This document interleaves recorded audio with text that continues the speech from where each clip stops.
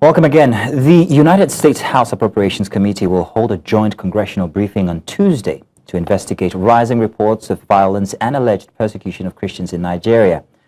The meeting, led by Congressman Mario Diaz-Balart, with support from members of the Appropriations, Foreign Affairs and Financial Service Committee, will feature testimonies from the U.S. Commission on International Religious Freedom, as well as other security and human rights experts. Lawmakers say the aim is to compile a report requested by President Trump on what they describe as a massacre of Nigerian Christians and to outline possible U.S. intervention to help protect religious minorities in the country. Our lawyer and public affairs analyst Todimu Ige joins us live to discuss Tuesday's congressional hearing on alleged Christian genocide in Nigeria. Todimu, you're welcome. Thank you very much for joining. Good to see you again. It's been a while. I was wondering, the reference to Nigerian Christians as minority, but we'll come back to that. But what prompted the U.S. House Appropriations Committee to hold this joint congressional briefing on violence in Nigeria at this time, do you think? Well, thank you for having me. It's good to be here again. Now, in respect of the committee having a meeting or a sitting or a hearing in respect of whatever they feel that is going on in Nigeria is not out of place. It is whatever decision and the next steps that they take that will now determine whether they are whatever steps they are taking is appropriate or in line with best international practice. But it is not out of place for them to have that kind of hearing to decipher and determine if there are cases of genocide or abuse in Nigeria. Now, how significant is the role of religious persecution, particularly against Christians, in the broader context of Nigeria's insurgency and violence? Well, as it stands, the truth of it is that no one should be persecuted on the strength of their religion. And if we have been, we have been seeing a lot of outcry and increase in the killings of Christians in Nigeria, although a school of thought says that it is not just Christians generally, but it's of people from the northern region who have been affected. And it is not out of place to actually have data that would clearly state so that we can ascertain the true position of things. Ordinarily, this should not even be done by the Congress of the United States. This should have been done by the Congress, by the House of Assembly in Nigeria and other security apparatus so that we can have adequate data, know what exactly the issues are, and how do we resolve them. So I think that, the step by the United States lawmakers is not out of place, but I feel that it will be better and carry more weight, and of course, the solutions, if their Nigerian counterparts would also look into doing that and do it holistically. Todimu, how much of the weight on this matter is because these are minority Christians? What if they weren't Christians? What if there were other religious groups? Would there be no attention to the violence in Nigeria? Would the U.S. stand out and say, they're okay? Well, the truth of it is that over the years, not just in Nigeria, world over, particularly in the Arab nations and some parts of Africa, there is an increase in violence against Christians, particularly by the Muslim extraction, because they believe that it is not a religion that people should be in. That if you are not a Muslim, you cannot be a Christian. So having said that, the truth of it is that we cannot continue like this. One human life, as per the provisions of the Constitution of the Federal Republic of Nigeria, is that every human life is sacrosanct. That means that the loss of one life should be a cause for concern. So it does not even necessarily have to be a multiple deaths or increasing alarming rate of deaths of Christians in any, whether they are Christians or Muslims. What is most important as human and what is fair to natural justice is that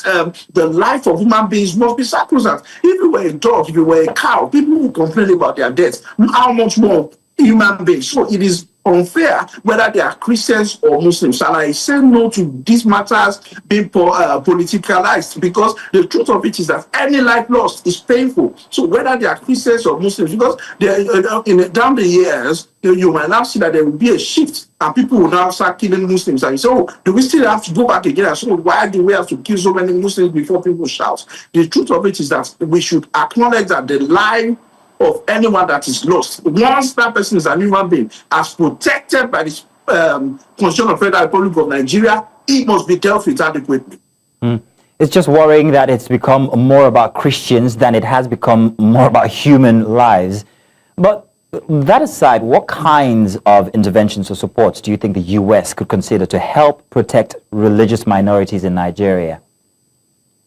Well, yes, for the U.S., the first step that they can take in respect of these issues are, number one, to send in support in respect of infrastructure, military device, military tools and equipment to enable Nigeria, to enable the Nigerian military and the security apparatus deal with these issues decisively. Also, number two is the issue of, the Nigerian government has over the years complained that who has been funding these radicals, who has been funding these bandits, that money has been exchanging hands through one medium or the other. And they claim, and they allege rather, that these people have international funding. The U.S. can intervene in this direction by, by nipping or cutting the source of the funding. Number three is that the United States, of course, what they are doing currently is to put pressure on the Nigerian government to ensure that it stands up to its responsibility. If the U.S., because you will see that over the time when President Trump called out the Nigerian government and said that they were going to take decisive action, we saw that it gained a lot of traction, not just in Nigeria, in the world over. So it means that the pressure from the United States would make our government sit on its toes and do what is needful in respect of ensuring that the lives of Nigerians are protected. Of course, we don't need the United States to come in and mediate in this instance, but it's unfortunate where we have found ourselves, and I think that it's a step in the right direction. Todimu, at what price, however? No one's talking about what Nigeria has to give back should the U.S. actually intervene in the situation. Well, the truth of it is that everybody, U.S. can intervene by sending in support, but I am not in support, and I'm not of the view that the United States should send a military response. And because, why would I say that? Because if you look at world over, from experience over time, there are places that the United States have intervened in respect of genocide or civil wars. It has been observed that peace and stability takes time before it gets back to such countries. And we can talk about Iraq, we can talk about Libya, and so many. There are quite a number of examples that the military intervention of the U.S., even Afghanistan, we have quite a number of them that the instability persists, even in spite of the military intervention of the United States. And why is this? Because these problems are generic, they are local, and it is best that they are addressed locally by the leaders of the nation. How can the U.S. do this? The best way is that they can support the government in power and ensure that the needful is done by pushing them to protect the right of their citizens. So how will the report requested by the President Trump, how will it influence U.S. policies towards Nigeria and also the ongoing security challenges that we are experiencing?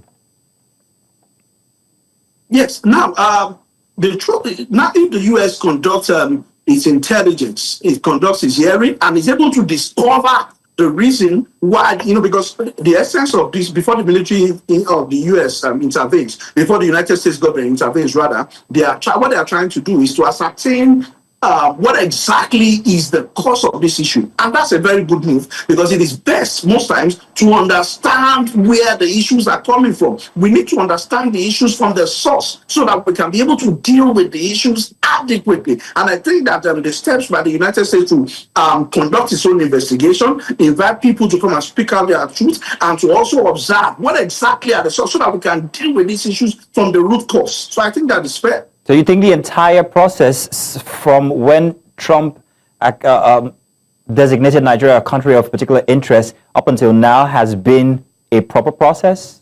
Do you not think the investigations should have come before that redesignation?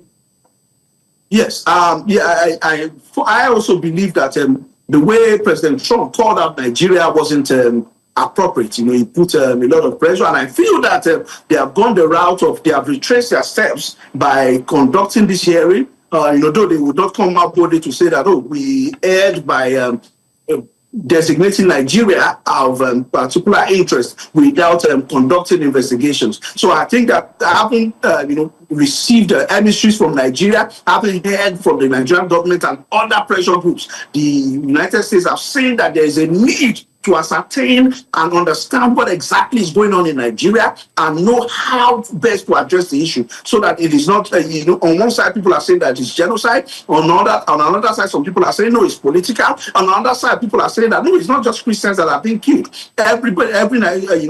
Muslims, Christians, traditionalists are being killed. So that is the essence of this approach, to be able to identify what exactly is going on. Todimu, thank you very much for joining us this afternoon. By the way, your clock is 5 minutes fast. Thank you very much, Todimu. All right. Thank you very much for having me. Thank you.